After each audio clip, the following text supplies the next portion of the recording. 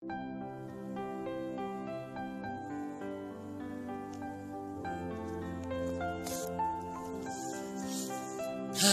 Allah ya Rabbana ya Karim, bismillahirrahmanirrahim. Tanggung jawab seorang lelaki itu memang sangatlah besar, apalagi ketika seorang lelaki harus memberikan tanggung jawabnya itu terhadap keluarganya. Katakanlah setelah berumah tangga, dia kan punya istri, apalagi kalau sudah punya anak. Di antaranya itu laki-laki harus bisa menafkahi segala-galanya dohir batin. Memang berat, makanya kalau urusan saya sih, untuk saya sendiri pengen banget punya istri solehah lahir batinnya, istri yang baik, yang bisa mengerti akan setiap keadaan daripada sang suami. Dimanapun dan siapapun kamu yang telah siap untuk mengarungi bahtera rumah tangga dengan seorang suami yang apa adanya, katakanlah tidak punya apa-apa kecuali punya Allah.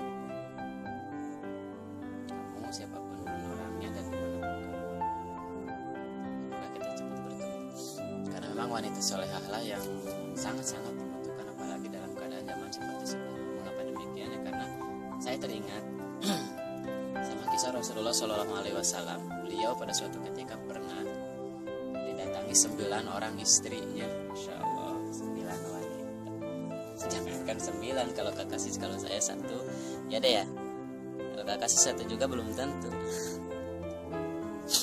apalagi ini 9. Nah, Rasulullah SAW dalam suatu sejarah, dalam suatu kisah dalam Al-Quran diceritakan bahwa Rasulullah pernah didatangi 9 orang istrinya.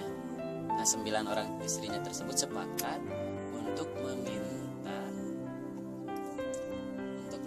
perhiasan lah, katakanlah perhiasan ataupun apa itu namanya. Yang jelas di dalam Al-Quran itu dikatakan zinatul hayati dunya, berarti itu perhiasan, misalkan perhiasan seperti halnya selayaknya wanita-wanita yang ada pada zaman tersebut. Misalkan kalau perhiasannya mungkin perhiasan. Nah, padahal di antara ke-9 wanita Rasulullah SAW, istrinya Rasulullah tersebut, ada putrinya Sayyidina Abu Bakar, Siti Aisyah radhiyallahu anha, ada putrinya Sayyidina Umar, Siti Hafsah. Tapi ya memang karena mereka juga sama manusia, mereka juga butuh materi, butuh apalah yang mereka butuhkan seperti halnya wanita-wanita lainnya gitu. Terus mereka semua sepakat untuk meminta kepada Rasulullah SAW. Rasulullah duduk dikelilingi 9 istri tercinta Rasul. Terus apa yang Rasulullah berikan saat itu? Rasulullah cuma tersenyum aja. Kata Rasulullah, laisa indi gitu. Tidak ada lah, katakan apa yang kalian mau, apa yang kalian minta itu. Apakah ada pada saya? Enggak ada. Saya gak punya apa-apa. Memang benar. Seperti halnya yang kita ketahui, Rasulullah kan kalau dikatakan fakir, ya memang Rasulullah fakir. Mengapa demikian? Ya karena Rasulullah tidak punya apa-apa. Tidak punya apa-apa. Tapi kalau misalkan dikatakan Rasulullah SAW kaya, memang sangat kaya. Bahkan tidak akan ada yang mampu menandingi kekayaan beliau. Karena jangankan uang ataupun perhiasan, Gunung Uhud pun yang begitu besarnya, ketika Rasulullah SAW, kalau Rasulullah SAW ingin merubah gunung tersebut jadi emas, maka gunung Uhud tersebut akan berubah menjadi emas dengan sekejap mata. Berarti Rasulullah kalau dibilang kaya, ya lebih kaya semua. Terus apa yang terjadi setelah wanita tersebut atau istri-istri Rasulullah SAW tersebut meminta kepada Rasul, sementara Rasul menjawabnya seperti demikian, hanya bisa senyum ya, karena memang Rasulullah tidak punya apa-apa. Sepertinya sekarang saya, adik, kakak tidak punya apa-apa. Maka Allah langsung berfirman, malaikat Jibril turun membawa wahyu. Allah berkata di dalam ayat tersebut, Bismillahirrahmanirrahim, ya ayuhan nabi, wahai Muhammad, qul li azwajik, katakanlah kepada istri-istri kalian, istri-istrimu yang 9, yang mana mereka semua memintamu hal-hal demikian.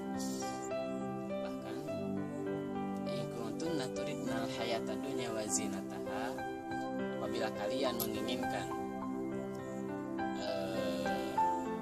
perhiasan dunia, menginginkan hidup di dunia itu senang, menginginkan hidup dunia itu enak.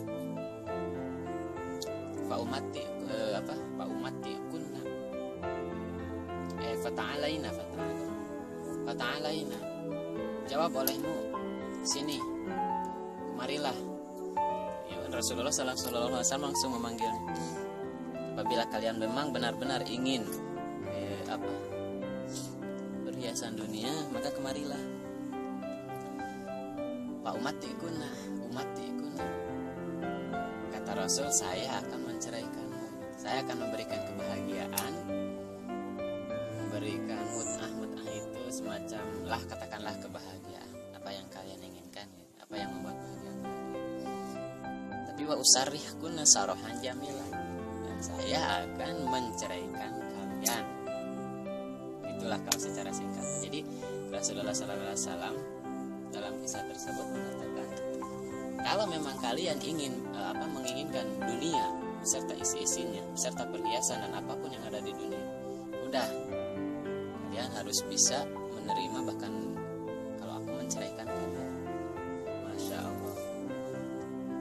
Jadi itulah, Rasulullah pun dalam hal demikian menginginkan kalau istri-istrinya itu tidak meminta hal-hal yang bersifat duniawi. Bahkan Rasul ingin menceraikannya.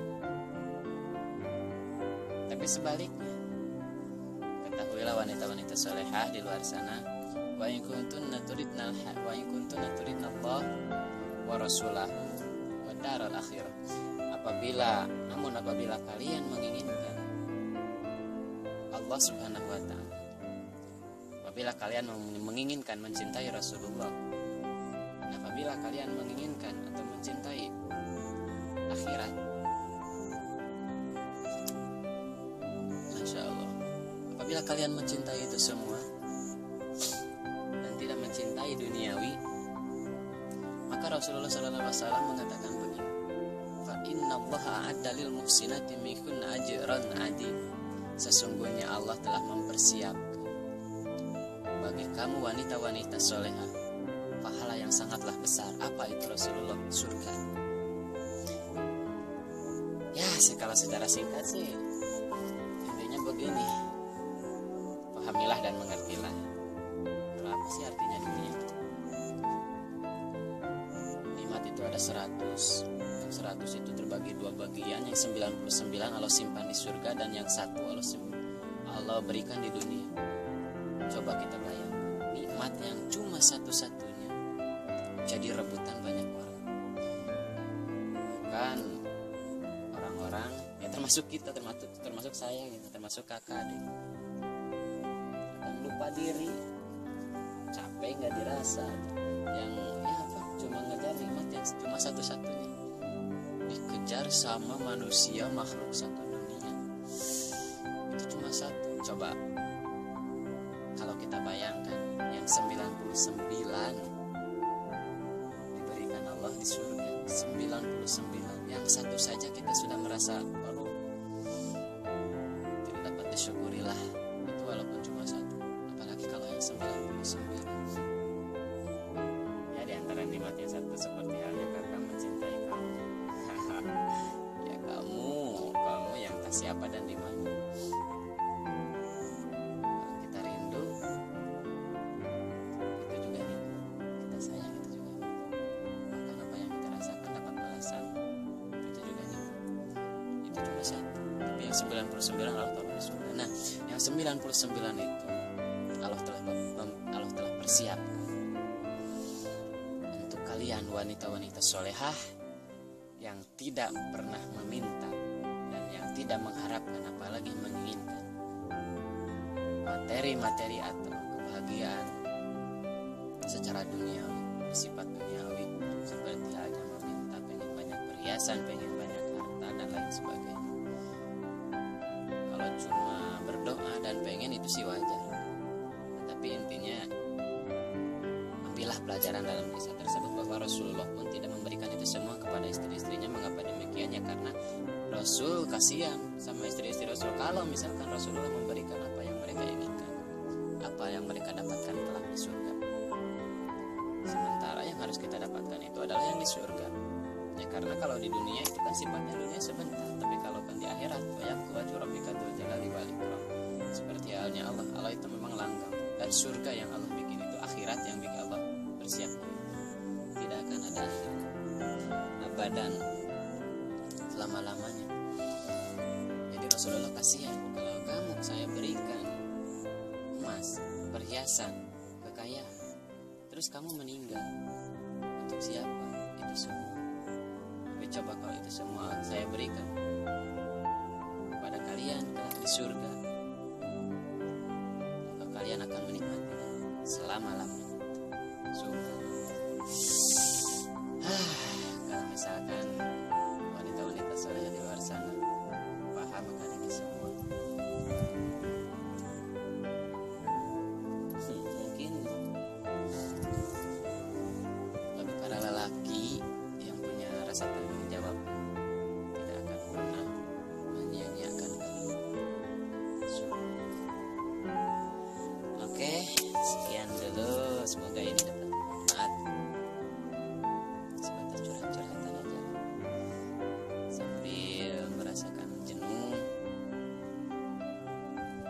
sambil ngantri. Itu sebenarnya ini mau mandi tapi ngantri sambil nunggu ngantri mandi, ya apa salahnya lah berbagi cerita sedikit. Oke, dadah.